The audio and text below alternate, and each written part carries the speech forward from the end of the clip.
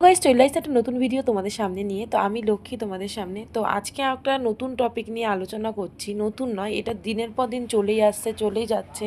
আমার চোখের সামনে সবসময় এগুলো ভাসছে।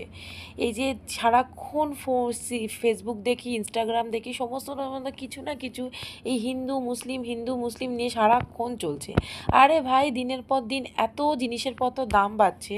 ঘুম থেকে উঠে দাঁত পেস্টে শুরু করে একদম মানে মরার আগে পর্যন্ত লোকে শ্মশানের জিএসটি হচ্ছে। মানে এত পরিমাণে এত কারাপশন, এত কিছু, এত ঝামেলা, এত এর মধ্যে দিয়ে তার মধ্যে দেখো মশাও কামড়াচ্ছে, কিছু বলার নেই। এই যে সমস্যাগুলো রয়েছে এগুলো সারা জীবন থেকেই যাবে।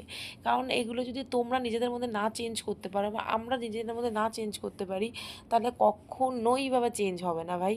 সারাক্ষণ এত জিনিসপত্রের দাম বেড়ে যাচ্ছে। 5 বছরের থেকে মানে 5 বছর ধরে একই অফিসে কাজ করছে, মানে একই জায়গায় কাজ করে একই জায়গায় একই 1 টাকাও স্যালারি বাড়ছে না। তো সেদিকে আমাদের ধ্যান নেই।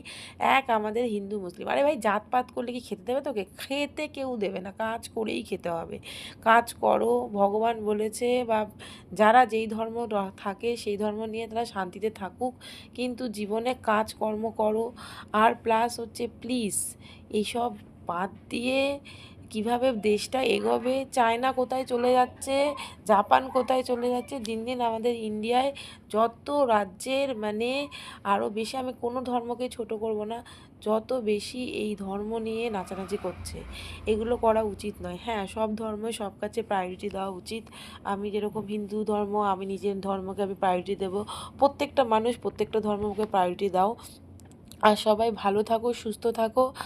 আর একটাই কথা বলবো, প্লিজ জীবনটাকে আগাও। আমরা সবচেয়ে বড় ধর্ম হচ্ছে আমরা ইন্ডিয়ান, এর থেকে বড় ধর্ম